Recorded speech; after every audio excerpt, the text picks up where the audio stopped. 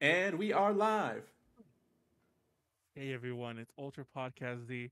It's a special Wednesday edition, which means I could do my obligatory uh wait, how does the meme go? It's Wednesday, my dudes. That is literally just the meme, Manuel. All it is. Is that it? Yes, that's it. Okay, well there I did it. And yeah, I'm Manuel. Fun fact, when we had the Wednesday episode last week, I was gonna do that exact same joke there, but I didn't, and thank God I remembered right now. And I thought that he had passed away. But the meme guy who did pass away was the Welcome to Chili's guy. Rest in peace, Welcome to Chili's guy. Um, I got them confused. I mean, because they're like both in the bathroom doing like funny memeable things. But yeah, um, the It's Wednesday, my dude's guy is still with us, and I think he streams on Twitch. Anyway, yeah, Manuel, that's it. It's Wednesday, my dudes. And how? Hi, I'm Hal. I don't have anything to go follow or anything. He's a VTuber. I'm still not. He's definitely a VTuber. How is probably figment of yeah, he's a figment of our collective imaginations. Correct. Yeah. And Judy? And I'm JD's floating around. JD, your resident disembodied voice. Yeah, it's been a week. It's my hair's a mess. It's hot. It's getting hot in California. So when JD comes to visit for AX, he has a heat wave to prepare for. And yeah, we're gonna talk about bad movies we like, specifically The Room. I want to talk about The Room a lot. Before we dive into this, I want to get out the way before I forget. And I have a feeling if I save it for the end, I'll forget. I did want to put a special call out, so to speak, for a past friend of the channel, also a past co-host of UPZ. Unfortunately, all their UPZ episodes I checked are those lost pre-40 episodes, and they were on several. They were on like 3 or 4 of them. It's our friend Swit, who you can follow. Well, I'll get to that in a second. Fortunately, they're in really poor health, and it doesn't look like it's going to get any better. And there's a GoFundMe, so please support them. It's just really, really weird news to get today, and yeah, it's a bit of a dark topic or down topic, but you know, it is what it is, and I do want to get that out there and put a link in the description. Please support them in any way you can. And yeah, that's pretty much it with that. Let's get back to the show. Wacky movies. Yes. So the best intro for this is yesterday was the 20th anniversary of the premiere of The Room, the movie written, directed, produced, executive produced, and starring Tommy Wiseau. A creature of a man. An enigma. And if you believe Molly, an alien. Oh yeah, I forgot about that. Didn't you do a whole DTL about how he's actually an alien? Yes. I disagree. I think he's a vampire, but same different. I mean, unexplainable accent, unexplainable money, pale skin. The money thing is funny because like even I was kind of curious like back in the day. I still like even though everyone's denied it, I still say it's a money laundering scheme. The movie was. But, No. It was an act of pure genius. Who the fuck spends money like that? For those who don't know, the movie very famously was shot in a way where it seemed like he was just specifically too, but purposely wasting money. He did, in fact, tape two. Well, I guess he didn't tape them. He used 2 different cameras at all times, as far as I could tell. And when asked, usually, like, hey, why'd you do that? Like, what was the creative reason for that? He's like, I just didn't know which one to use at which time. Yeah. Because no movie had done it before. Yes, apparently, yeah, he had an HD camera, like a video camera, and then a film camera. And unless I'm mistaken, he only used the film. Yeah, everything the HD camera filmed is not in the movie. There are like 3 things that are not in the movie that were shot. Everything on HD, the Chris R scene in the alley, and Tommy's death in the living room. Oh my god! And those last 2 were reshot in different locations. Yeah, and then he built a lot of sets he didn't need to. And it's worth mentioning those cameras you mentioned. When most people film a movie, you rent a camera. First of all, you don't rent more than one, unless you're like fucking, a big time production where you rent two. Otherwise, you rent just one. He bought three apparently. Two. Utah. Two. Wasn't it three? I could have sworn he No, bought it was just... three. I mean, he definitely bought two. He bought them though. That's so stupid. Like, because they're stupid expensive. And they're out of date by the time you finish filming. Exactly. So, and apparently he bought other, equipment that he did. Well, I guess he needed, but once again, you rent that kind of stuff.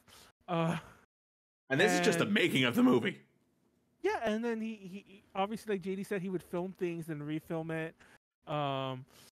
Apparently actors changed, and he would just film their entire things all over again. And it's like, yeah, how much money do you have to spend on this kind of shit? Oh, $6 million make 'em up dollars. Yeah.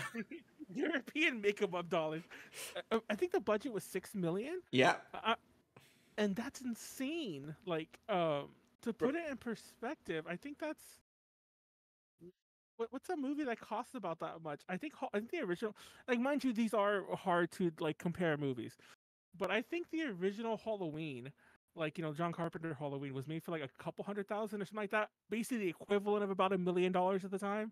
And we're talking like, they're both independent movies. They're both shot like through like, very early in their career peoples. The difference in quality between these, it's like shit like that. It's insane.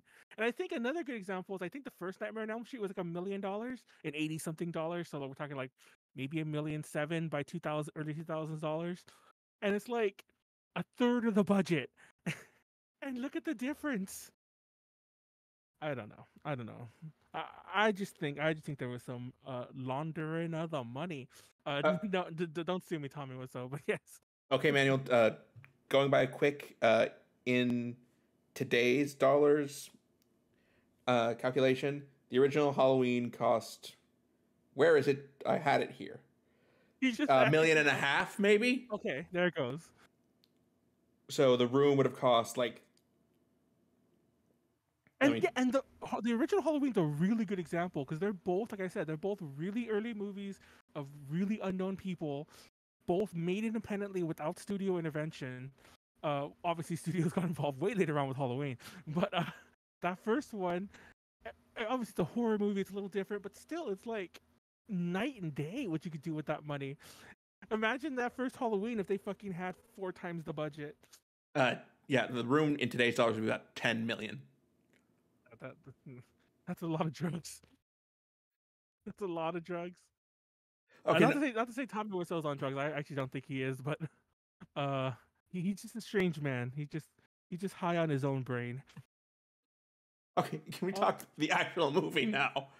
Yeah. Because while there is so much to talk about the making of the movie, like you talk about how expensive he went on some things. According to the book, there were some things he didn't want to spend money on that were cheap, like a generator for set, so they could actually, power up the camera or keep camera batteries charged. Water for the crew. It's actually funny. I used to work for Trauma a long time ago in another life, and Lloyd has all these. Lloyd Kaufman, by the way, is the president of Trauma. Also does a lot of independent movies on very small budgets. He would kill for $6 million. None of his movies are ever made for anywhere near that. Anyway, he always talks about like some of his stuff on set. It's really true. I doubt this is why Tommy did it, but like apparently you don't want to give like people bottles or things like that. You want to get a cooler and the smallest pointy cups so they can't set them down anywhere. Because otherwise you get like that Game of Thrones scene that has a Starbucks cup in it or whatever. Or shit like that. Like that happens so often. And like that pisses me off. That pisses me off just seeing it. Like when I used to work at Party City, whatever, people leaving their cups everywhere, and I just like on a set it would ruin everything. I doubt Tommy was thinking that far ahead. He probably just was like, "Yeah, I'm not spending $20 on like this pack of water or whatever, or like this, or a couple like gallons. Nah, fuck you. Mm-hmm. I'll drink from the hose." All right, so why don't we talk the actual movie then? Okay, Sure. Okay. How would you describe The Room, Hal? Gosh, that's the hardest question anyone's ever asked me in my entire life. I think it is the quintessential like so bad it's good movie, in that like you can go through phases of like when you first see it, if you don't know what it is, you're gonna be like, oh, this is just bad. I just watched a bad movie, and then you watch it again, and you're like, okay, I'm starting to get Stockholm syndrome. Like this is really charming how bad it is, and then by the third watch, you're like, this is true cinema. This is what they wanted to accomplish, and everything else is just like a deviation of that. You know what I mean? Is that like a lot of people like to say it's so bad it's good. I don't think it's good. It's so bad it's hilarious. That's the better way. That's what I say. Like, I think that's what I would say. Okay, it's so bad. It's fun to watch with friends and make fun of. Like, it's fun Yes. to make your own little Mystery Science Theater 3000, like, Mhm. set up at home, basically, with you and your homies. Oh, That I get. yeah, I was at the 20th anniversary screening last night, which is why this episode is today. And there were so many audience participation things going on. It just got hilarious. And then Like- everyone go, "Oh, hi, Mark." Yeah, or like all the big lines, or like whenever Greg walked on screen, people were yelling out testosterone because Mark is played by Greg Sestero, and Sestero, he's very manly, very attractive man, and so he got the nickname testosterone. I was looking the movie up on Wikipedia the other day, and he has like quite the manly. Not to say like his picture looked particularly manly. I just imagine that he put that picture up of himself on the Wikipedia page. I mean, it's not that favorable hard picture. to find a good-looking picture of him. He modeled for like Calvin Klein and Ralph Lauren. A lot of times, have you ever gone to most people's Wikipedia pages? It'll be a random appearance they Yeah. had at some like event, and it's On like, some red carpet somewhere. and it's usually like from an angle, like mildly unflattering. Not totally unflattering, but like a Not one of their kind- headshots. Yeah, but Yeah. his fucking page has him looking all like glamorous and like his hair. That's just how he is. I'm like, God damn it, Mr. Sesteros, dude. For the live showing, mine was a long time ago. I went to DC and like met them. And there was a point like I didn't realize it was interactive. Like I didn't realize I was going to like basically Rocky Horror. And there was a point where everyone in the theater but me and my friends got up and ran to the bottom left corner of the theater.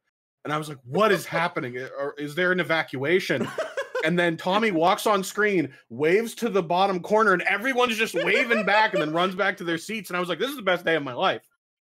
I don't think anyone did that at my screening last night, but I've heard of that. But no, like you were yelling every time the pictures of spoons came on screen. Yep. Because there are like stock art of spoons in all the pictures, because Tommy was too cheap to just take the time to shoot photos for all of those, so it's just the stock photo of spoons, and it's just a thing people notice, and now you like either yell out to their spoons or throw spoons whenever they come on screen.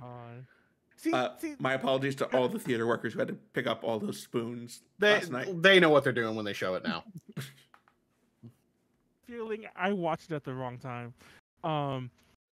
Like I mentioned this at some point. I forgot if it was last week or whatever. That I saw it right before. I mean, don't get me wrong. It already was a cult movie by this point, but I saw it right before it really picked up in the public mind, like before the Disaster Artist era, where it was just a movie that people would watch. Like you kind of had to be in the know. Yep. And so before like every online content creator was talking about it. Yeah. So I saw it, and don't get me wrong, there were definitely people yelling at the screen, people laughing, people like, but it wasn't anything like that. Like, you are describing Rocky Horror, basically. It's like, what the fuck? I kind of wish I would go back, but I don't know if I want to see it again. Manuel, just see it with a full theater like I did. It is one of the greatest experiences, just because of all the stuff we've described, and there's still more. Just like everyone was at the screening I was at, but we'll get back to that in a second. But the movie itself is just like, I don't know. One of the good things about it, I will say, is it takes itself far more seriously than it really should, which is probably what makes it so endearing. Like, for all the talk of all the scenes he had to reshoot, Tommy Wiseau had to reshoot, it makes me wonder, how bad were the other takes that like these were the ones that you're like, yeah, that's making it in, or did he just not care? Did he just like, yeah, this is the one I already kind of started editing, I'm just gonna keep it in? Because like all those famous lines are some of the like, yeah, you sure you don't want to do another take there, buddy? You sure? You know, like when he goes to the flower shop and says hi to the dog, like, you know, really randomly. Yeah, behind the scenes, he didn't know that dog was real. Like, oh, he thought it was like a prop, like a little. Because like, the dog was just so like still for the whole time. He thought it was like a toy dog or something. You know, as in like an actual toy that is a dog, not a dog that is toy sized. Oh, hi, doggy. Yeah, hi, doggy. Yeah, like I forget the whole sequence. Like he comes in and he's like a mile a minute line delivery, and then just says hi to the dog out of nowhere. Yeah, that's what you get when you're filming in San Francisco with no permits. The Room reminds me of the same kind of like pacing and direction as like a bad video game movie. You know what I mean? Like all the lines just feel like rushed. They feel like they're all at gunpoint. They all sound like they were written in separate rooms by separate people and then put on the same script. But somehow with The Room, it's like the planets aligning and like this perfect, I don't know, cacophony of like wild bullcrap, you know? Like it's every line's iconic. Like every single thing out of that man's mouth is quotable. Yeah. And I think the funny part about that, I think the florist is one line off, like in the entire scene. So that makes it even weirder. Like she's behind one line. Yeah. That's what I say. Like that scene in particular always gets up, like, because it's one of the quoted ones. It's one of the more famous ones, and I'm like, you really couldn't, of all the things you reshot, you couldn't have done this one another time. I guess it's for the best he did it because everyone remembers it, but it's still like, really? $6 million. He thinks he's the next Tennessee Williams. Dude, and that's the other thing. Like people like to talk about The Room. People like to you know, laugh at it, make fun of it. It's fucking great. I love doing it too. But like the movie itself is like kind of a, I mean, mind you, it's done very badly, so it's like, haha, like lol, look at them trying to be serious. But it's actually a kind of weird, dark plot. Like it's cheating, betrayal, suicide, you know, like all the trigger warnings at once, basically. Dramatic events kind of happen. They just never do more than that. Like there's very little fallout from anything that isn't like cheating in that. Why is it called The Room? I feel like JD would know this. I'm sure that I never read The Disaster Artist. It's like, is there a reason it's called The Room? Is that like a reference to like? From my understanding, it was entirely supposed to take place in one room when it was originally like a play or a novel or whatever Tommy wanted it to be that day. A lot of the significant events or like plot reveals or like important dialogue was supposed to take place in like one central location. That does make a lot of sense. For those who don't know, if you've never been to a lot of theater, a lot of people are surprised if you ever see a theatrical production on film. It's kind of a trope that once it gets filmed, you have to take it out of the setting, out of whatever the main setting is. Like, you ever watch Little Shop of Horrors in theaters? It all takes place in that fucking flower shop, basically. Like every fucking scene is that flower shop. No other musical pops in my head that I can think of another good example like that, but that's a good one. So I can only imagine. Oh, if you ever watched Still Magnolias, I think it's the name of that one. All of it takes, every single scene is in the fucking that is a Tennessee Williams play, isn't it? Every single scene is in the fucking hair salon. And if you ever go to see that on stage, every scene's in the hair salon. But once they make that into a movie, it's not a musical. It's a stage play. But once they made a movie, every scene has to be like, you know, oh, now we're at the gravesite, now we're outside, now we're doing this. Manuel, quick correction: Steel Magnolias is by Robert Harling. Oh, who's Tennessee Williams? Glass Menagerie, Streetcar Named Desire. Oh, I've never seen. I have seen Streetcar, but that was like when I was really young, and I think I saw not high school, a college production. But anyways, I saw Still Magnolias a few years ago, and I was like, oh shit, it's all in the fucking, like the whole thing's in the fucking hair salon. Anyway, the room. Yeah. I thought it was funny. Like when I first saw it advertised, I thought it was going to be a horror movie because like the poster is very, you know, of course he's full of himself. It's just a black and white photo of like Tommy Wiseau, but he's like, it looks like the kind of picture like Chris Angel or somebody would do. Okay, bad news. I have it because I have the. Yeah, The problem is that it's signed. So like, if I just push it, like maybe you can see most of him though. He's just got like the one eye like half closed.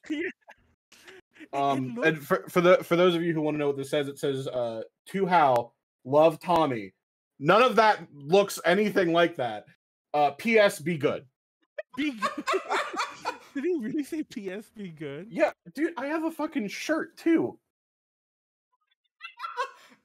To Hal, hang on. It says to Hal, love is blind. How is your sex life? Love Tommy. P.S. Be good.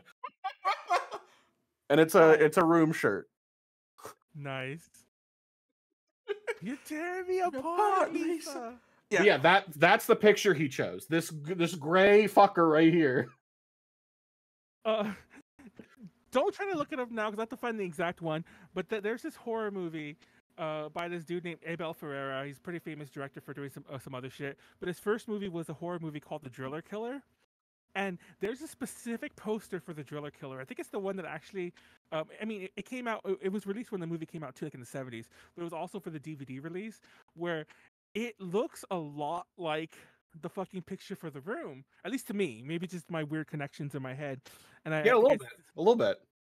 So in my head, I'm like, oh, this has to be a horror movie. Like, this fucker is like probably crazy. And like, he's chopping people up in like his little like, mystery dungeon underneath or whatever. And I told this story before, but like before I saw the movie, I met him at WonderCon, like 2009-ish, 10-ish maybe. And WonderCon's a convention in LA. It's like the LA version of Comic-Con, of San Diego Comic-Con. So, and I think it used to be in NorCal, but anyways, it's in LA. And I met him there, and I was like, oh shit, like he's gonna be here. Like, oh shit, there's like, I saw a line, walk past the booth because it was like I think it even was like whoever the fuck released it on DVD at least that time. It was like one of those distributors that mainly does horror movies, like an indie, distributor that he was at. And so I'm like, oh, it's a horror movie. It's gonna be crazy. And there was a huge line there, and I couldn't shop there. And they're like, yeah, he's coming back at like 4 p.m. And I'm like, oh shit. I told my girlfriend, like, we're gonna go get lunch, and we're gonna come right back here. We're gonna meet this guy. Please tell me there's another story about how Tommy Wiseau broke up you and that girlfriend. It was the same girlfriend that Keiji Inafune ended up breaking up. And this is like very early on in our relationship. We're like mad in the honeymoon phase, and this was long before Keiji Inafune came into the picture. But anyway, so we came back, we met him. He was really nice. I mentioned like he fucking wore sunglasses indoors. It was Vampire. Like, yep. Looks like he's trying to be like fucking rock star or whatever. He signed stuff. I don't think I had anything for him to sign. I didn't buy the DVD.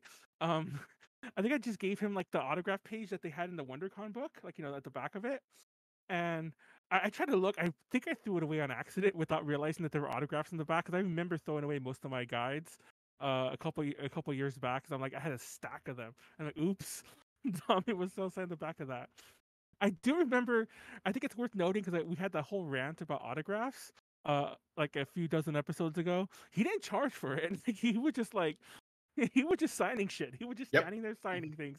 And if you wanted a picture, he would just take your picture or whatever. He was just there. I have a picture with him. I just don't know if you can put it up like live.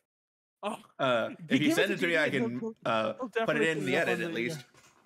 Yeah, hang on. I'll try to get you mine. I asked my girlfriend because we are exes now, and we didn't talk for the longest time. And I deleted my version of it that used to be on my Facebook or whatever the fuck it was. But she might have it, but she hasn't given it to me. But we took a picture together. It was like me, her, and him, and yeah, he was nice. He was cool. I still hadn't seen the movie, and then I think it might have even been because of the whole thing at WonderCon. But like they were advertising it there. Like it wasn't. I think they had a screening at WonderCon, but we already missed it. But they were advertising like, oh, if you like next week we're showing it at the Downtown Independent or whatever the fuck the theater was.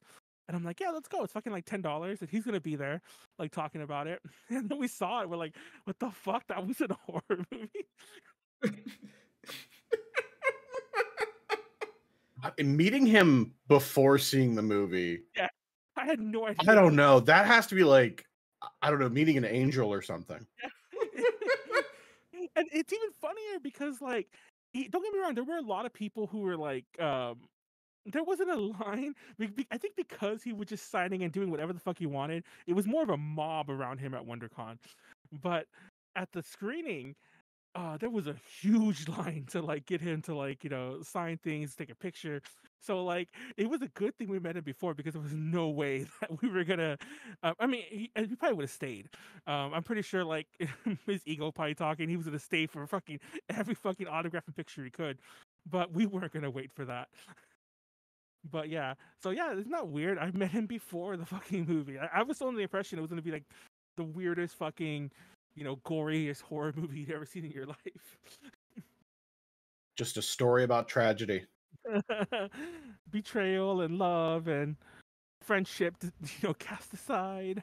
And football. And football and tuxedos. Yep. Huh? Oh, sorry. I was going to go back to our, like, I was talking about like the structure of it, like how there are a lot of things that just come up and just kind of disappear. Mm-hmm. Like, oh yeah. In a really terrible callback, Lisa's mom, Claudette, announced that she has breast cancer, and she's like, "Yeah, okay, never brought up again." Or Denny gets assaulted by Chris R over having to pay him money for drugs, never brought up again.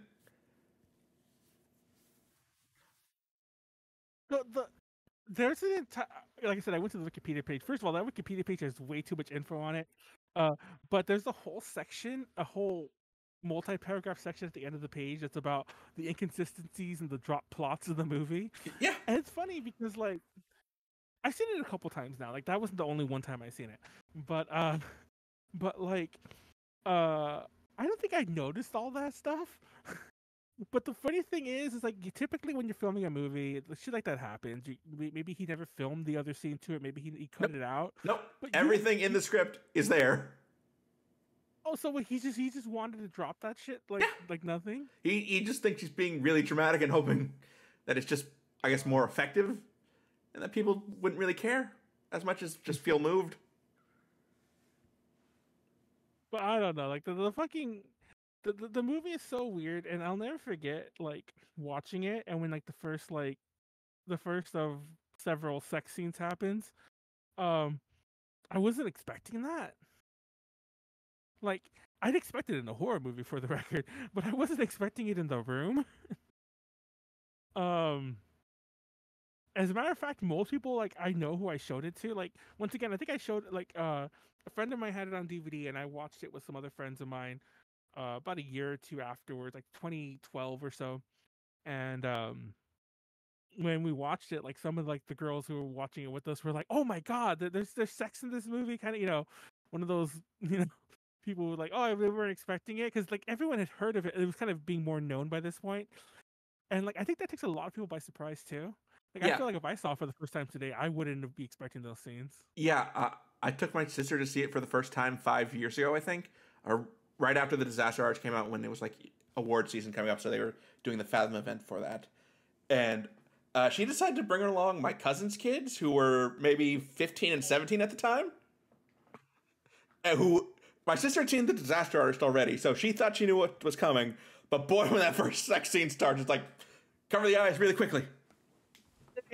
And they're not like highly gratuitous in my opinion, but they are shot in a very like Cinemax sort of way. Yeah. Like not like a very tasteful, like, because obviously you can argue what's tasteful or not, but it's not shot in oh, we just want this for artistic reasons, it's here, it's gone. No, it's shot like like you turned on like fucking Showtime past 1 p.m. 1 a.m. I mean, it's like I get to see some titties tonight, and it's like that kind of thing. It's like whoa. And I imagine him sitting in a room with his editors, and he's like, "Go ahead and zoom in there," and they're like, "Tommy, we're like as close to your butt as we can possibly get. It's just this entire frame's really just your bare butt." And he's like, "Yeah, go ahead and put that in." Like, put that in. This is important to the movie. No.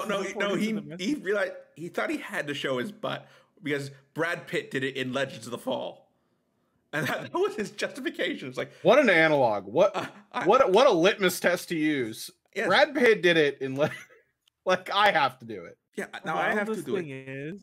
The wildest thing is like obviously I forgot all about Legend of the Fall. But once you said that, and I didn't know that story about Tommy Wiseau, by the way. But once you said that, you unlocked the memory of when I first watched Legend of the Fall when I was really young. I think I was watching with my parents. They're like, "Oh no, naked person." Obviously, it's just a naked guy, and it's like I'm a guy. It was just like, "Oh," but it was still like nakedness. No, I got to change the channel. I remember like that being a big thing. So And yeah, we I guess no, that go was a ahead. big thing. I just had another thing about the sex scene. Oh, what about it? Go ahead. That was Uh, we're gonna talk about how in Tommy's sex scenes he seems to be thrusting at her navel. Mm-hmm. Yeah. I Oh mean, yeah. I'll admit that I've never had sex, so but I mean, I'm pretty sure that's wrong. I mean, the, you, you could just like the navel like that. I don't know. I've been watching this TikToker a lot recently. I don't know her name, but she's kind of gone viral lately because she's shit, I don't even know the term of it. And it's funny because you would think I would know, but it's like the people who like an emotional support staff person for like nude scenes or whatever. I forget the exact wording. Oh, I know exactly what you're talking about. Yeah, like she's gone pretty viral, and she's always talking about like, oh yeah, like how they shoot certain things or like real conversations she's had with like people. And I just imagine, I mean, I'm sure the room did not have this person on set for the record Nope. before we even go any further. But I just imagine though that there was probably an awkward conversation with like Tommy and her where she's all like, yeah, I'm not comfortable with you, like, you know, doing something like that so close to actual area. Can you aim higher? You know? And Tommy's like, as long as I get to show my ass, I'm good. Like I'm good. As long as I can be like Brad Pitt. Yeah. Yes. Actually, and the other thing, their second love scene is just cut scenes from the first love scene, just to different really? music. I didn't know that. Yeah, it's supposed to be like an entire, like, I think 6 minutes. It was originally supposed to be set to Bon Jovi's Always, but the editor won something in getting him to cut it down, but then they just had to move it to the other scene. Okay, I don't want to do this, but like I feel like this is the perfect moment for another Manuel story that I never talk about. Um, I think I told the story to Wesley one time. I called him Wesley for the first time ever. Weston, his name online is Wesley, but I told the story to him, so he probably remembers it. I'll tell the really fast version. I have a really interesting relationship with the song "Always" by Bon Jovi. When I was in high school, I had a lot of music things like shitty band projects with my friends. And one of them was like my then best friend. His name was Ellis, and we had a band with some of our other friends, including Rat Boy. Fuck him. But anyways, Ellis broke up with his girlfriend, and he was at my house. You know, typical high school bullshit. He was just being really emo, like you know, before emo was a thing, and we just listened to the song "Always" by Bon Jovi. He's like, you know what? Let's go. Let's go by. I won't use her name. Let's go by her house, and like I'm gonna go sing this song to her, and I'm gonna win her back. And I was like, fuck yeah. And I think we were like high as fuck also. So like we get up, I take a guitar, we go over to her house, and we start singing Always. In my head, it's this perfect movie scene. And it kind of was playing out that way, but I'm sure it sounded like shit. But in my head, it was this perfect movie scene. We're doing it, we're singing the song. And like, have you ever heard the song Always? It's about a breakup, and the final verse is about them getting back together and like trying it out and like, you know, seeing how things go. And when it gets to the last fucking verse, like there's this huge moment where we're in the fucking middle of the street, like in this residential street. People are coming out their houses looking at us. Not a ton of people, but there's a few. And we're doing this song. She's right there. Her sister is there. Her little brother is there. And it looks like this is gonna work. And then fucking Alice is all like, you know what? I can't do this last verse. I decided now that we don't belong together. That owns. He reached nirvana, like he gained enlightenment. We don't belong together. And he just walked away and left me. And went after him. Sounds like a Family Guy bit. You swear, like I swear to God, I am not making any of this. So this all happened in real life. I really wish this had happened 10 years later, and somebody would have fucking had this on their cell phone and uploaded it somewhere. But like, I was like, bye. I remember, I specifically remember saying bye because I just like waved at them because I was still really good friends with her sister. And I was just like, and I got back, and he was all he came to my house first. Like he like basically walked really fast, like you know, like power walked way ahead of me, And he even got in front of me with a light. I remember my brother let him in my room and everything, and he just like sat him. He was waiting in my room when I got home. And he would just, and he was just like, "I made the right choice, motherfucker. You did it." Anyways, who the fuck knows? But anyways, Tommy Wiseau and Always. I would have killed to see the Always cut. Uh, I would kill to see the Always cut. Like that would have taken me back if I would have seen that. But yeah, it's funny you mentioned the whole like cutting it to 6 minutes because that's the other thing. They're really long. The sex scenes are surprisingly long for what they are. Like I think they're each like 2 minutes, 3 minutes, right? Something like that. Because like Too long. Too long. They dwell. They really dwell. Big time. Most movies, even when they're doing it for gratuitous purposes, have like a minute. Like, and you don't know how long an awkward minute sex scene is until you're sitting in a theater, like, watching it. Like 3 minutes? It's like, oh, come on. Like, choices could have been made. They were. But 6 minutes would have just been insane, especially the Always. Man, we need to start a petition and go like, hey, John, as in Bon Jovi, like, John, you need to release the rights and give it to Mr. Wiseau. We need to make this happen. Oh man. But Actually, no, I don't know. Huh? Sorry, you were talking about the Wikipedia page and how there are the weird continuity errors.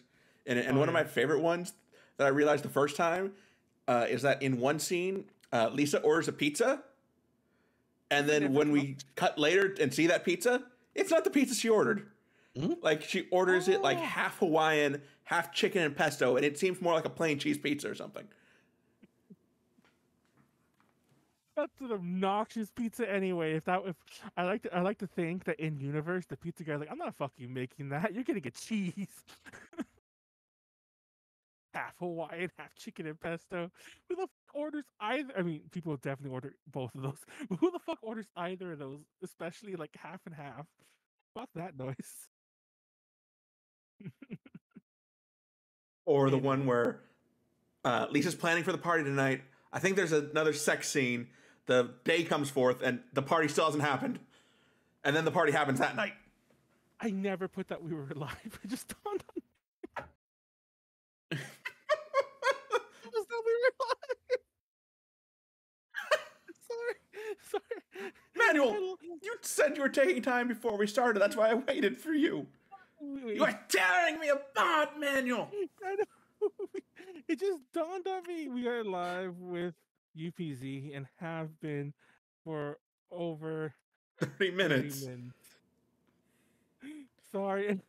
No, for those who don't know, before we went live, I realized I forgot my my Kindle that I always have as part of my setup, and I was writing the post when I realized I was missing it, and I ran to go get it, and I guess I forgot.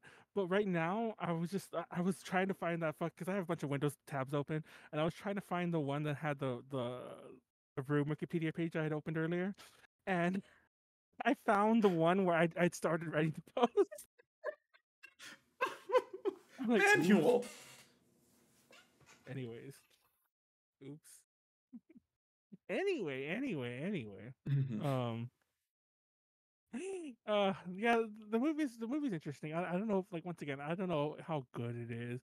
I was talking to JD before we went live that I'm a little irked that it's not on a streaming service. You can't easily watch it at all unless you want to buy it. And I'm sorry, I love you, Mr. Wiseau, but I'm not gonna see. I wish I bought a DVD when I had a chance. That's another story. I would have just fucking had it. But I am not gonna like buy. I'm not gonna buy the digital copy on Amazon for $20. That's not gonna happen, sir. I mean, you can buy the DVD for like 16. Absolutely worth it. I'm just not gonna do it. I'll get a DVD. Maybe you can sign it for me next time I see you. But now I feel like that window has passed. Like now I'll be waiting in line for a long ass time to get that to happen. Yeah, but he's basically doing appearances everywhere. Yeah, I mean, has he done another movie? I feel like yes, his second directed movie, Big Shark, is supposed to premiere this year. Oh, so it's been like 20 years. Okay. Yeah. Oh, he's like, what's his name? That other director who took like 20 years between movies. I mean, I think it was the fountain guy. But keep going.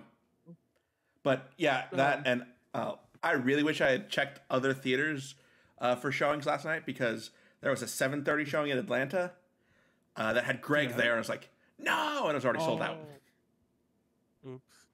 Yeah, I was wondering if anyone was at yours, but I had friends of mine who went to some here, and I guess a lot. Was it a Fathom event?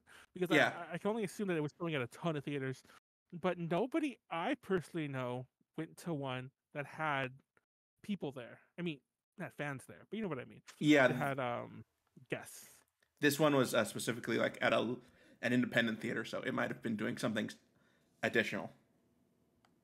I was surprised. I mean, I'm sure Tommy had to have been on one of them, but nobody I knew went to it, and I assume it's here because isn't he LA based? I feel like he is. Yes. So, I don't know. Rip Tommy for not being Rip Tommy in the movie. He dies, but Rip Tommy for probably not going to one of his own screenings last night.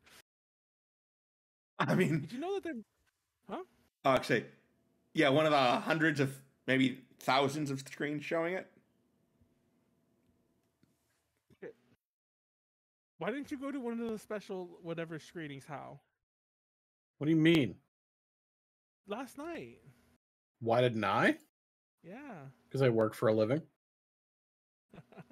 You don't work at night. Well, I don't know. Maybe you do.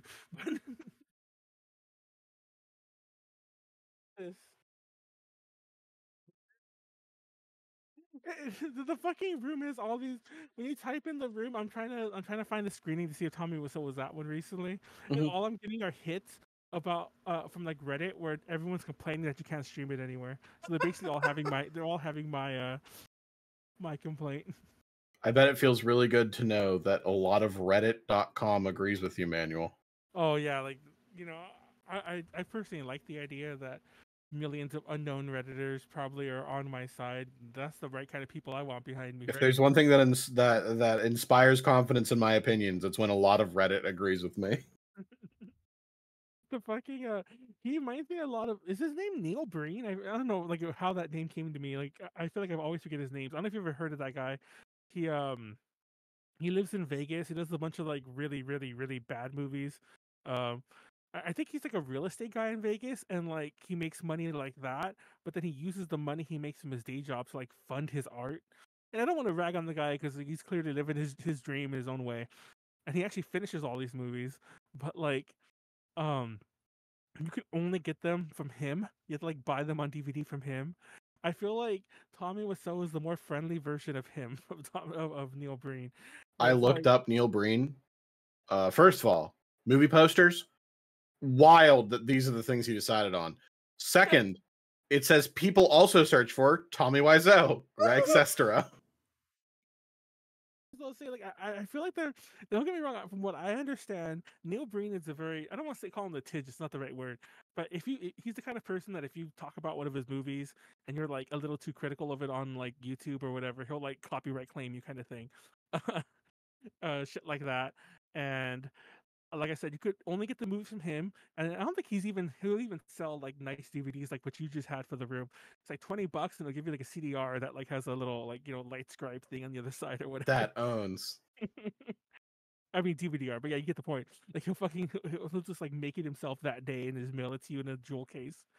And yeah, it's like he reminds me of him like in terms of his availability of his movies. But from what I gather, Neil Breen is kind of an asshole, and Tommy, I don't think he's intentionally an asshole. I'm sure he kind of is. But I mean, speaking of Tommy's, I was talking about this to fucking what's his name, Weston again. I guess I just tell all my stories to Weston now. I was talking about my mixed feelings on Tommy Tallarico, and don't want to get into the whole story, but TLDR, one of my favorite memories of meeting was when I met him. I went to go see him at a video games live thing. And he stayed hours and hours and hours after the show to make sure he met and greeted everyone, regardless if they had VIP or not. Like, I was in this long ass line, was there for hours, and he stayed and did not rush everyone out. Like, I talked to him for a few minutes. He signed my shit and like sent me on my way. Got a picture with him. It was all like peachy. And on one hand, I'm like, that's really cool. A lot of people would not do. And then venue staff were yelling at him. He had to leave, like it's curfew or whatever. And he's like, no, I got to take care of these people. And a lot of people wouldn't do that. But then on the other hand, I'm like, how much of that was just his ego? And that's the way I kind of feel about Tommy, I think. And Tommy Wiseau, they're both named Tommy. That like, when he's being really nice and like meeting all the people who are there to see him and like signing anything, taking pictures with anything, like the stuff he sells is very reasonably priced. I'm like, how much of that is just the ego that he's like, yeah, people are here for me. Well, I mean, I think he's a man who, as much as he wants to be private about his life, especially before making movies, also really, really wants public adulation. I mean, more power to him. If I like, even if the one thing I did is like loved for like in that kind of way, I'd still own it. I'd be like, fuck yeah. It's like, please keep watching The Room, making fun of it, and give me $20 each time you do it, because I refuse to put it on fucking Tubi or something. And I don't remember where I read it a long time ago, but apparently Netflix did want to license it, but just Tommy wanted too much, like, per view.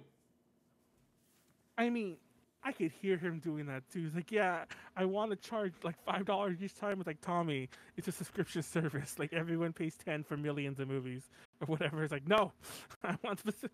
I could just hear him like, fighting for the per view charge. It's like, bro. If you told me that Tommy Wiseau didn't know what most streaming services are, I would believe you. Like if you were like, why isn't it on Amazon Prime Video? I don't think he knows what that is. I know.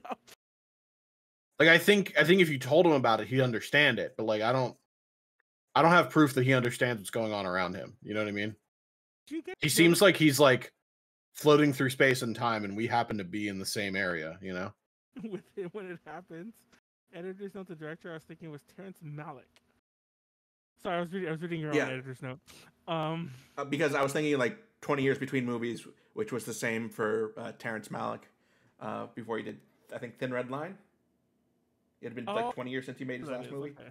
Yeah. The fucking Did you guys know that they're fucking remaking The Room? I didn't know this until I looked up the Wikipedia page. Yeah, I saw that like, when I was looking it up for the 20th anniversary stuff. It's supposed to come out like already. Yeah. It said in June, and June has 2 more days. So. And June has 2 more days. I can only assume. Apparently, it's supposed to come out in spring too, and got pushed back for the anniversary. And I think that's why everyone like on YouTube has been releasing Room videos recently. That would make sense. Because like I know like Dominic Noble did one where like a Lawson adaptation type thing for The Room or some shit like that, and some other YouTubers I watch have posted like their Room retrospectives or whatever. And I'm sure fucking what's his name, the Doug Walker guy, I can't remember his channel. Nostalgia Critic. Nostalgia Critic. He probably that guy with the glasses. Let's not open that can of worms. We interviewed him at Fanime, and that's a lost interview because I was really, really hungover that day, and I was supposed to do the interview, someone else was. And I looked over the footage, and I looked over like I had left the questions back in the hotel room, so I had to just do them. I just had my phone open to nothing, to pretending I was reading from it, and just made up questions on the fly. And you gotta start bringing me. I could give you a million questions I would ask Doug Walker, like in sequential order. Like I know exactly how I would ask. No, and I think when we did it, this is like 2016-ish. Like the whole thing with that the Kickstarter was still really fresh. Like they were still in the middle of like, yeah, we're gonna release that game show you guys gave us money for. That it was still in the middle of that. So it could have been a really good interview, but it wasn't. Yeah, and that one's lost only because I'm like, yeah, this isn't worth publishing. It's like, oops, Manuel fucked up. I could have trimmed it out, made it written like for only a few questions, but I just never did it. Anyway, yeah, they're remaking The Room, and it has like not a totally big name cast, but has a few that Odenkirk guy. Yeah, that Odenkirk guy, Bob Odenkirk from Breaking Bad and Better Call Saul. Yeah, you might have heard of those shows and like all the praise they got critically and I think awards-wise. Shows. All I know about Breaking Bad is that everyone's talking about it recently because everyone's like, it's the new trendy thing to say when it comes to canceling shows before their time. Everyone's like, you guys know that Breaking Bad wasn't good until like the 7th season or whatever. It only ran for 5 seasons, so that's amazing. Yeah, I'm making those numbers up, but you get what I'm trying to say. It's like the whole idea is that Breaking Bad wasn't good until towards the end. All I know about Breaking Bad is that it stars Bryan Cranston, and ever since that show came out, everyone remembers him because of that and not because of Malcolm in the Middle, and that's weird to me. Like I feel like a boomer now. Well, man, have you seen the movie The Disaster Artist? No, it was funny. That's what I was saying. Like, I haven't seen that one. I'm not gonna lie. I didn't want to because I'm interested in reading the book, which I haven't still. Yeah. I think I had it at one point. I think I got rid of it at Okay. some point. But the movie, I feel like it's too. It feels like it'd be too self-referential at that point. You know what I mean? Yeah, I You can like see it? that. It's a good movie. I could understand also if you didn't watch it because it came out. It's a James Franco movie that came out right before the allegations about him hit. Oh shit! I didn't even know there were allegations. Yeah, but Bryan Cranston actually has a cameo in the movie that is since it takes place in like the early 2000s. It's related to Malcolm in the Middle and not Breaking Bad. Oh, I hiccuped and burped at the same time. But also, That's yes, like if you please also read the book, especially if you can get the audiobook version because it's actually narrated by Greg, and Greg is basically the only person other than Tommy who can do a good Tommy impression. I need it. I'll go see if it's on Audible and It finally is. do my free. I've listened to it like Yeah, 5 times on audio. I'll finally get my free audio book that like I've never I've never got my free Audible trial or whatever the YouTubers have been pushing for the past like 10 years. But yeah, the have you seen The Disaster Artist? How Yes, did you like it? it was fine. Like I don't know. It's weird to see media about media sometimes. Yeah, Does that make sense? it Not like self-referential or anything. Just very. I don't know. It was weird. It felt like I was watching like something from the Scary Movie franchise. yeah. That makes sense. But like my big issue is like, and don't get me wrong, it's not comparative in the same way because like the Sharknado movies are just like they know they're gonna be bad, but it feels like as if somebody made a theatrically released documentary about the making of the Sharknado series. I'd probably go see it, but it's like it's not even a documentary. It's a fucking biopic, you know, or if you even call it that. You know what I mean? It's like I don't know. It just feels like it's too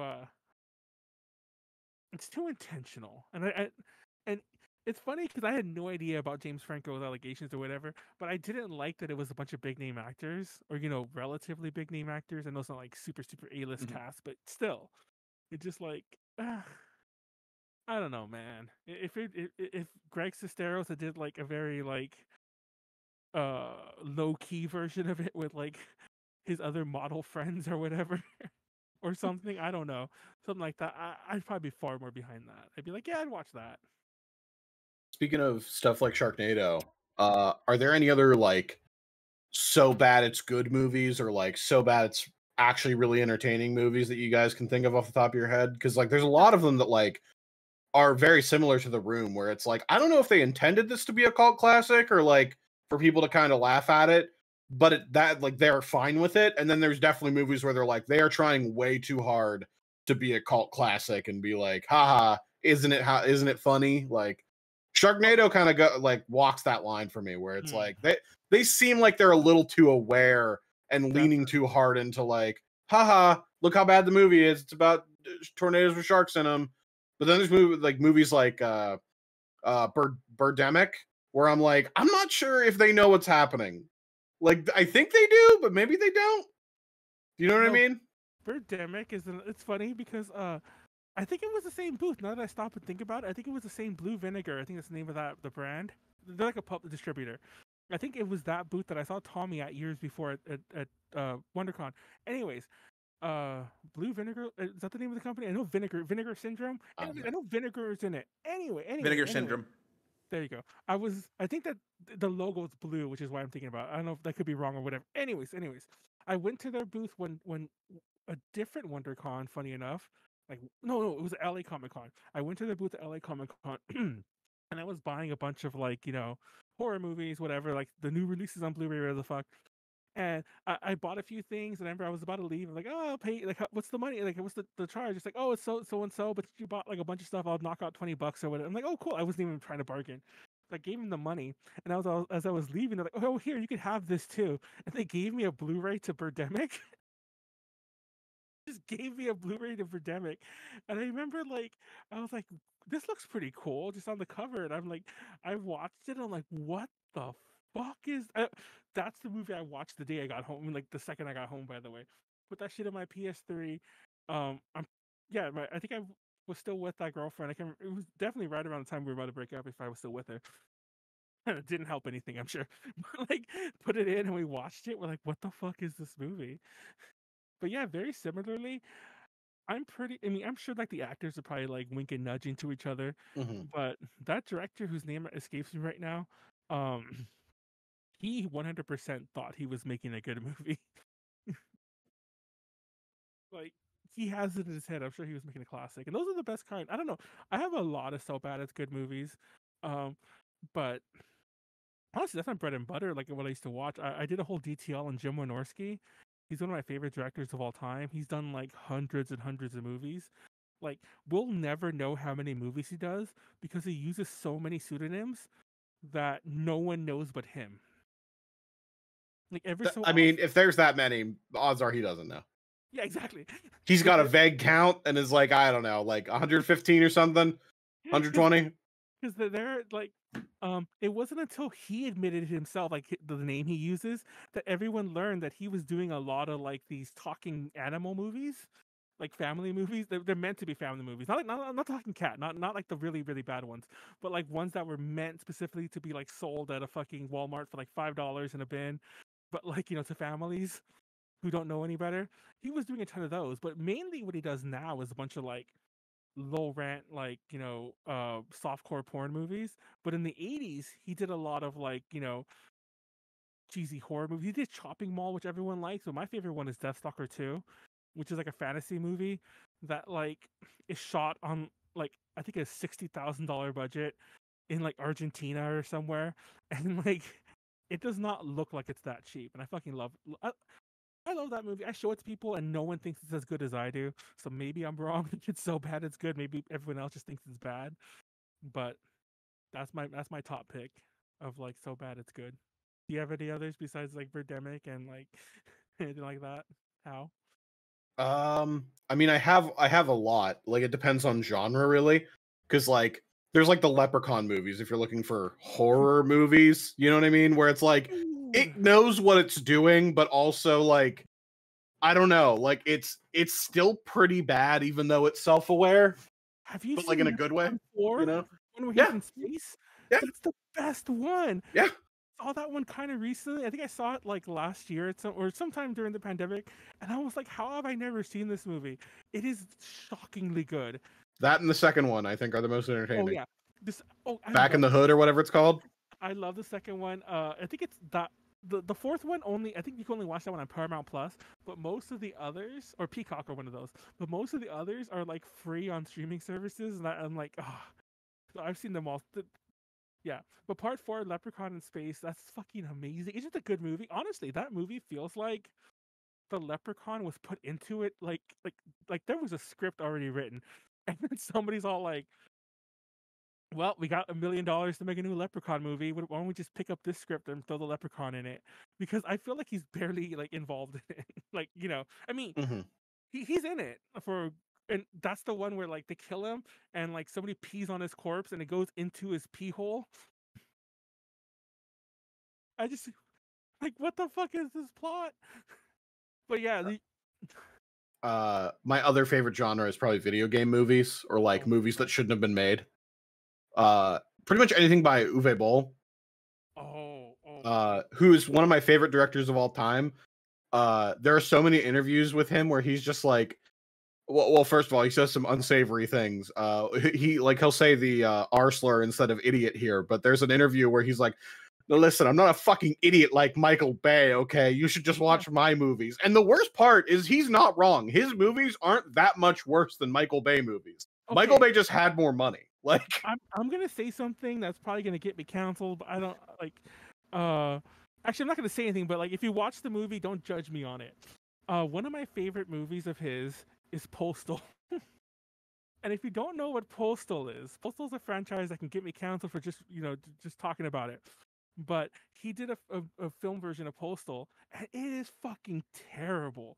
Like in terms of like the content. Like there's some stuff I watched it more recent. I still have it on DVD, but I watched it about 2-3 years ago. I saw it when it first came out. I bought it on DVD. Like I was keeping up with this man. I was buying all of his movies, but I saw it again more recently. I'm like, ooh, so much of this is, well, I don't know if it was ever good, but so much of it is aged in a way where I'm like, I would never publicly say I'd like this movie, but here I am. But yeah, I'm a huge fan of a lot of his movies. If you like something not as questionable, the original House of the Dead is pretty good. Um, I loved it. Uh, the I thought the first Blood Red movie was okay. I've never seen Alone in the Dark. I think I like his Rampage series, which funny enough is not based on on video games. But I remember like watching. I think he kickstarted the last two. But I remember watching those a lot. What else has he done? I can't remember Far all of Cry? his movies. He did Far Cry. Far Cry was He also, good. I mean, he also has a bunch of movies that aren't video game movies. But Oh, I think it would have been weird if I was like, let's talk about bad movies. The movie Auschwitz, like that would have been weird. You shouldn't invite people on the show who do that. Like He did a movie called Tunnel Rats, which is actually a really good movie. It's about like the Vietnam War, and it's about like the Vietnamese soldiers with like big tunnels, and about the U.S. soldiers to go in there and like clear out the tunnels. Tunnel Rats. That's just a good movie. It's just like, and it's like it's not meant to be funny. Obviously, it's about war. It's pretty serious, pretty serious topic. And I was like, oh wow, I can't believe Uwe Boll did this. And it's not really, and it's surprisingly fairly PC, like very anti-war, obviously, because it's not like the U.S. is not looking good in this movie. he does a good job when like he is given good material to work with. Yeah. But like if you give him Blood Rain, it will not turn out well. Like it's not. It can only do so much, It's like making a live action Mario movie. You can only do so much. That's why they have space boots and like all the Goombas have tiny little heads. What else are you gonna do? It's funny when you were talking about adaptations and whatever. Like I don't know why. One of my favorite things that popped to mind, and I mentioned this many a time, and I'm sure I'm going to lose everyone here, but I love Dragon Ball Evolution. Yeah, there's something wrong with your brain. You have brain worms or something. I won't even like ironically or jokingly say that it was good. I love Dragon. Have you seen it? Yes. Okay, thank you. It's the prequel to the show Shameless. Of course I've seen it. Okay. I love that you've actually seen it at least, because one of my big gripes is that you're the first person, and I'm not even exaggerating, you literally are the first person who said I'm crazy who's actually seen it. Yeah. Most people are like, you're fucking stupid. Like, how can you like that movie? I'm like, have you seen it? They're like, no, of course not. And I'm like, then how the fuck do you know it's bad? I saw it. Okay. I told the story before, but the really fast version is I didn't know it existed. I bought the PSP game on accident. The game sucks, by the way. But I bought the PSP game by accident. Yes. Like, I thought I was buying, because I this is how I found out the movie existed. I saw the game. I thought it was a UMD movie. Uh-huh. And I'm like, oh shit, they made a live action Dragon Ball. And I didn't really look at it that much. And I bought it, went home, realized it was a game. But now I know there's a movie. So I went on Amazon, and it was a penny. It was one of those. I don't know if Amazon still like this, but it was like you could buy it for a penny. Shipping's like $2.99 or whatever. I got it for $3. Mm-hmm. I got it for $3. It came to me, watched it. I thought it was good. I liked it. Like no exact, like I had no idea anyone's opinion on it. I didn't even know it existed. Liked it, showed it to my then girlfriend, a different one, not the KG and Ifune ruined our lives one. I showed it to her, and she thought it was okay. She didn't know anything. Oh, and I should also preface a lot of this where I don't know Dragon Ball Z at all. And I only know Dragon Ball like a bit from a kid, and I guess I saw a bit of early Dragon Ball Z when they were showing like the Ocean dub on TV. But my Dragon Ball experience is very minimal. So I guess like from a fan perspective, it might be a totally different, can of worms there. But I liked it, and then like years later, I found out the internet hates it and everyone hates it. It's really bad. I like it. It's funny because like um, our friend of the channel Horror went to go see the new Saint Seiya movie, and he was defending it, saying how it's a great movie, everyone should go see it. And at the time when I made the statement, I hadn't seen it yet, but I've since seen it like recently. That movie is on par with Dragon Ball Evolution, in my opinion, in that I kind of like it, but I know a hell of a lot more about Saint Seiya Knights of the Zodiac than I know about even Dragon Ball to this day, and it's a horrible adaptation with even worse effects, and I think it has a very similar budget to Dragon Ball Evolution, which is like, why'd they make it if you can only raise like enough money for like CG that looks out of place on a PS3. But yeah, I don't know. I like Dragon Ball Evolution. That's the hill I'm going to die on. It's a good movie. I will like get drunk and watch it and laugh at it, but like you couldn't just come to my house one day and be like, "Hey, so I brought 2 different DVDs. I brought Avatar: The Last Airbender by M. Night Shyamalan, and I brought Dragon Ball Evolution, and you have to pick one." I'd be like, "Why are you doing crimes to me? That's mean. You shouldn't do that."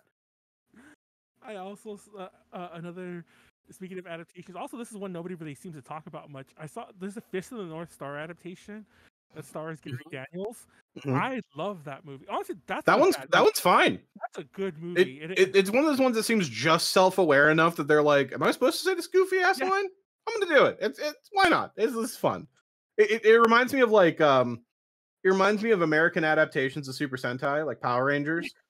There are so many of them. They're like, I know I'm saying stupid, goofy bullshit. It's fun.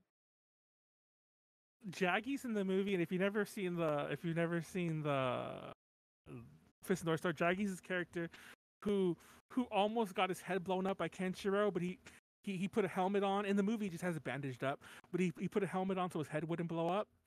And he's in the movie, the character, and there's a scene where they go raid the apocalypse town where the good people live, and I think I think he has a line was like, "It's not easy being sleazy" or something like that. It's like, bro, who the fuck wrote that, and why did you deliver that line that way? Also, the cast is pretty. Like I said, Gary Daniels is in it. He's a very famous martial artist. I think he was like in the Tekken movie and a few other movies. Um, one of the McDowells is in it. I forget who the fuck which McDowell it is. Costas Mandalore plays Shin, the villain. And if you don't know who he is, he's like the Jigsaw killer in most of the Saw movies, like in Saws like 2 through 6. Manuel, you sure you're not confusing that person with a Star Wars character? Who? Costas Mandalore? That's his name.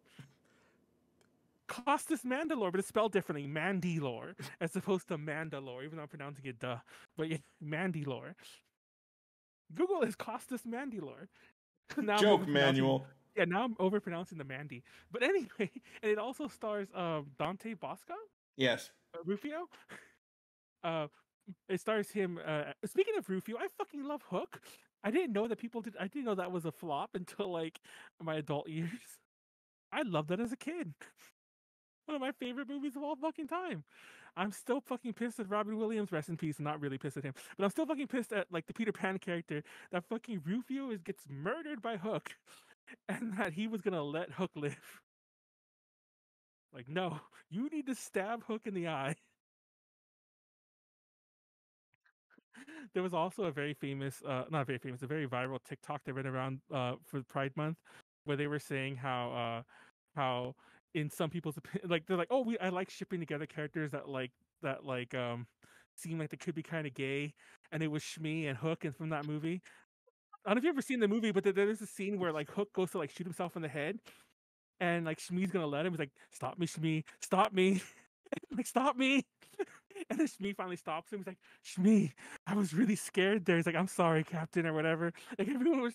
And I'm like, I guess that scene kind of can be taken a weird way, but I don't know. I think that I fucking love that movie. Also, Shmi is played by Bob Hoskins, who is Mario in this live action Mario Brothers movie. I also love that movie. Now we're just like stringing along all the movies I fucking love that apparently are hated.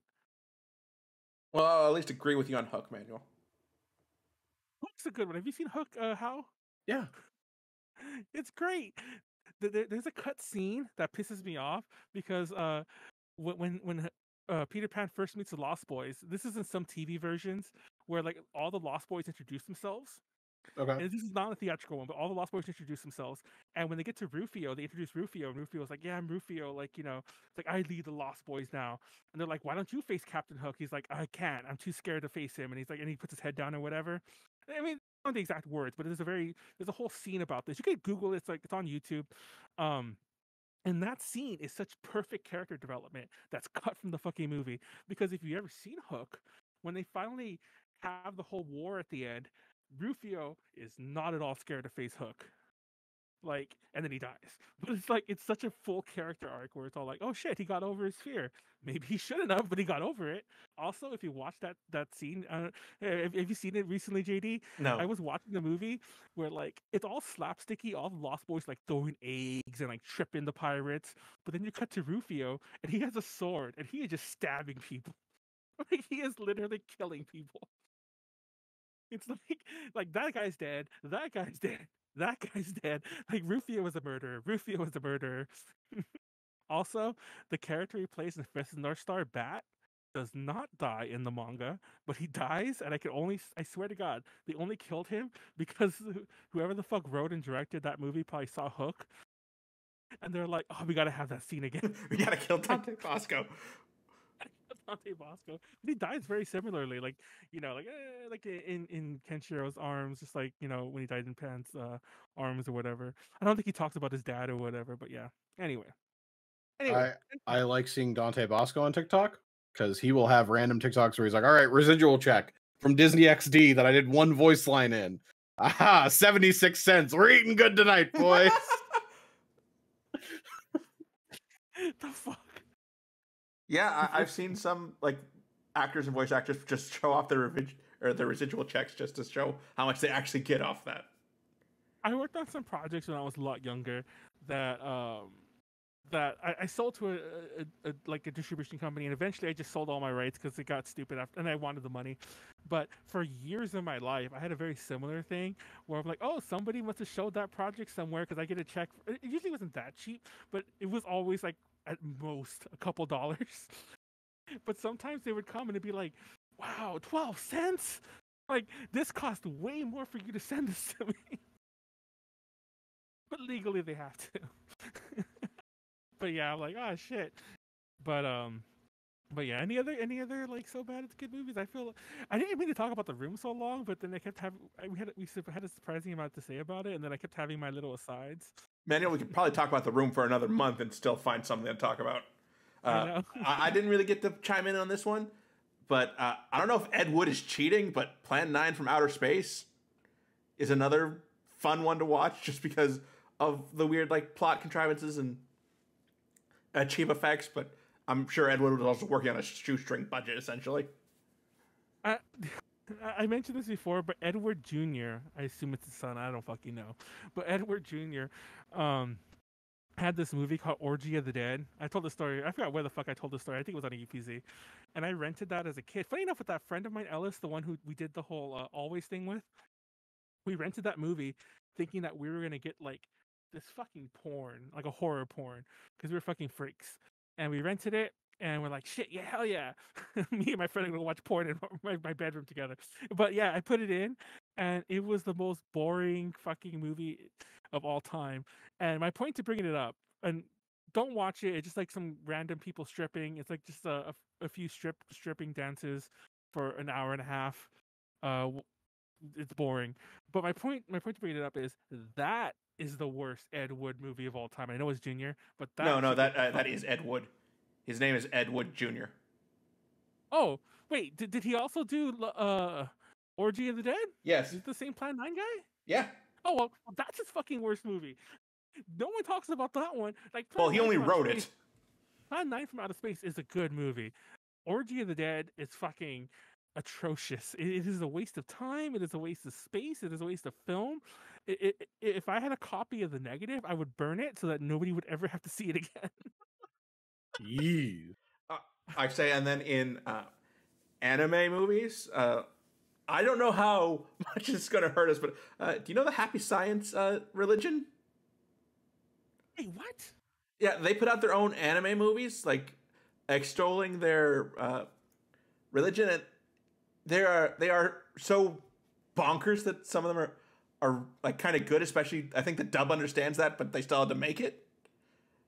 Oh, this is a cult. Yeah. You sent me to a cult site. Sorry, hold on. I shouldn't have gone there. I'm gonna get some weird ads now. Yeah, sorry, Manuel. But yeah, I've seen a couple of them just because I've seen like showings of them as alternative holiday showings instead of around Christmas time. Interesting. Yeah, it's a tradition where I went to college. Only because I'll never be able to mention this again, and I don't want to get into the weeds here because obviously it's a very weird, somewhat actually weird, dark topic.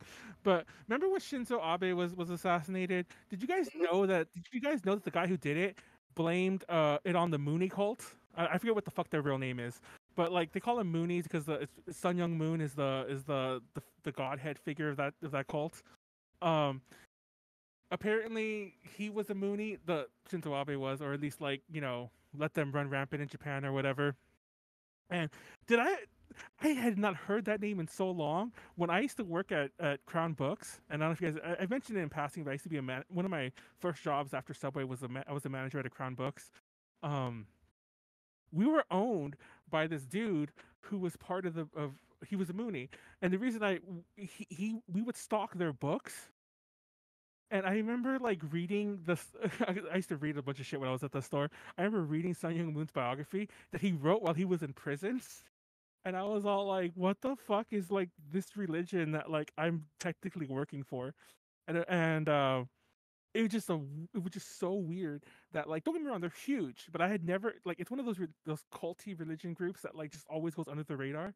I had not heard that name referenced at all for 20 years. It was like, what the fuck? They're still around. And they're apparently this big that they're causing world events. Anyways. All right, Manuel. It's probably time to start wrapping it up. Yeah, on that note, let's talk about one more movie before it end on like Manuel talking about he used to work for a cult. That's a pretty good ending. Yeah, Manuel works for a cult. There you go. We also filmed shit, I don't remember the name of the show, but we filmed an episode of oh god, I'm never gonna remember it now. There was some, it doesn't matter. There was some TV show they filmed in the bookstore only because a casting director, or not casting director, but like a location scout came because we had a window that was like a glass at a corner, like at an angle, and they wanted to like film somebody doing a book signing and then like somebody seeing them from outside and then running in the store. So I was there when they filmed this one random thing, and I think I'm an extra. Was it Veronica Mars? That feels like it wasn't old enough, but it had a weird name like that. It was a girl's name, but she wasn't in it because it was about like some side characters, like, you know, that. When did Veronica Mars air? Sorry, that's what I decided. Joan of Arcadia. Joan of Arcadia. That's the fucking show. You're lucky I just have random 2000s era shows names stuck in my head. That is the show. Okay, and that's the right. Yes, that was the fucking show. Anyway. Yeah, that was a show. They filmed an episode there. I should go watch them all and see if I can find that. For all I know, it got cut. Anyways, yeah, that was at the cult store I used to work at. It's now a Bevmo. All right, Manuel, wrapping up. Yeah, The Room. Tommy Wiseau, if you're watching this, sign a DVD and send it to me. Get a Blu-ray at least, Manuel. Give me a Blu-ray. I'll slip you a 20 if you go to AX. Manuel, for 20 you could just buy the film. I mean, it wouldn't be signed, but I'm over here complaining about I don't want to give Amazon $20. Anyway, yeah, that's it. Like AX is happening. AX is happening very soon, day after tomorrow. And since it goes to Tuesday, we're not doing another UPZ next week. Yeah, UPZ's taking 2 weeks off. We should be coming back to Tuesday afterwards. Hopefully, we'll have Hina on again. Hina was going to be on this week, but she was only available yesterday, and then JD couldn't do it, so I didn't even bother telling JD. But there's been a handful of topics I've been saving for Hina for like weeks, and we just hasn't worked out. So hopefully, nothing changes. But other than that, next Friday we're doing Drink Talk Roll. Hopefully, with everyone, I'm free. House free, I guess. Pleiades hopefully is free. Hopefully Andrew's free. Maybe Warren's free. We'll see. Last week's episode will go up tomorrow. I put up some edits, and I mean not tomorrow, Friday. But it's already ready to go because I got a lot of shit ready. Just because I know AX is gonna be like taking up all my free time. But I'm not actually going. So if you're going to AX and You want to party? This might actually be out in time. No, JD's not gonna edit it. Fuck. I'm gonna try and edit it, but it won't be out until after AX. Well, if you edit it over the weekend, I mean, wait, if you edit it tomorrow. Yeah, tomorrow when I'm on the plane. Oh, you're right. Never mind, guys. If you're watching, that's where. Yeah, if you're watching this, chop chop. You should have come to party with me at AX. Oops, you missed a chance. Bye. Of the day. And that's it. Thank you for watching. Shout out to Ed, our patron. Go to our Patreon and see some exclusive interviews while they're still exclusive early interviews. And yeah, that's pretty much it. Don't forget the thing I mentioned earlier. Support Swit. Swit's GoFundMe if you can. There'll be links to all that description. Maybe I'll dig up the old UPZ episodes because I do have some of them, and I don't think any of the ones that she was on are technically lost. Just because I feel like it'd be nice to have those up. All right, Manuel, come on. That's it. Peace. Love you. Good night. Night, everybody.